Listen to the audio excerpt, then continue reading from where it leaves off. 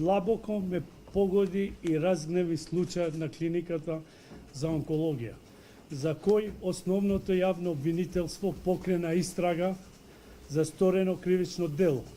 Клиниката за онкологија, како што знаеме сите, е институција која треба да служи како светилник на надеж за нашите болни од рак. Овој случај мора да биде целосно расчистен во најкус рок. Го разбирам гневот и фрустрацијата што овој се уште до крај неистражен случај ја предизвика кај нашите граѓани, особено кај оние директно погодени од канцерогените заболувања. Оттаму, како министер за здравство, кој неодамна ја презема функцијата, ќе направам се што во е моја моќ овој случај прво да се расчисти, да се утврди и санкционира одговорноста на секој за кого ќе се докаже дека има удел во овој вид злосторство и ќе создадам услови за никогаш да не се повтори. Министерството тесно ќе соработува со органите на прогонот и судството, за да се обезбеди темелна и непристрасна истрага. Транспарентноста е нашиот водечки принцип на работа и така ќе биде во текот на овој процес. Никој од здравствениот систем нема и не сме на ниеден начин да се обиде да ги заштити престапниците. Будно ќе го следиме процесот и доколку поединци од здравствениот систем се обидат да ја манипулират истрагата, остро ќе реагираме. Дополнително ги охрабруваме сите здруженија на пациенти со карцином, поединци или групи кои може да помогнат во оваа истрага да не контактират нас институциите на прогонот. Мора сите заедно да придонесеме за обезбедување на сите потребни информации и што е потемелна истрага.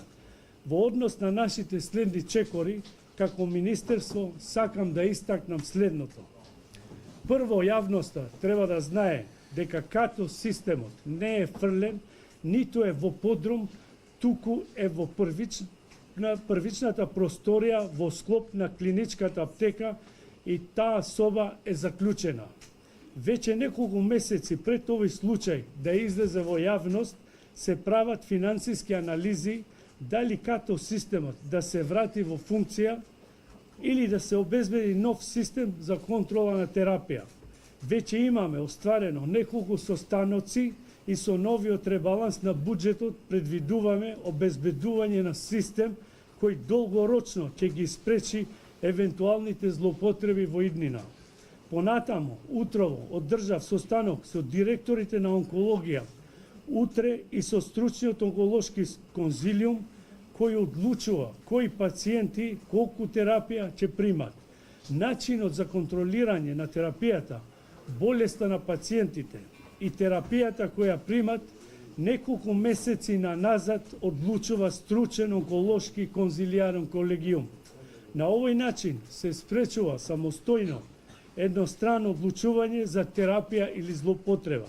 Но јас инсистирав да има уште построги механизми за контрола и за кој ќе барам секој месец личен извештај од двајцата директори на клиниката за онкологија и радиотерапија. Сакам да ги уверам пациентите и јавноста дека терапијата која се дава на клиниката за онкологија е соодветна и ефикасна. Замолува да не се прави генерализирање и напади на целиот персонал на клиниката, која во најголем дел стручно и совесно ја врши својата работа.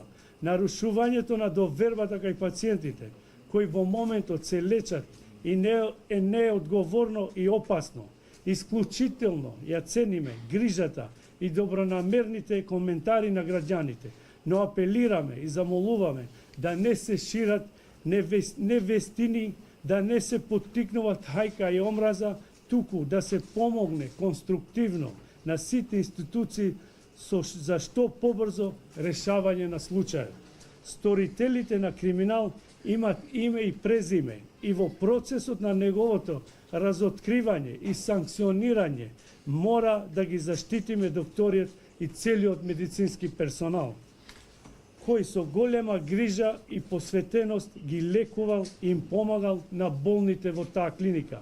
Сакам да ве уверам сите дека нашиот фокус останува на безбедноста на пациентите, транспарентноста и одговорноста. Денес со мене тука се и директорите и заеднички ќе одговориме на сите прашања.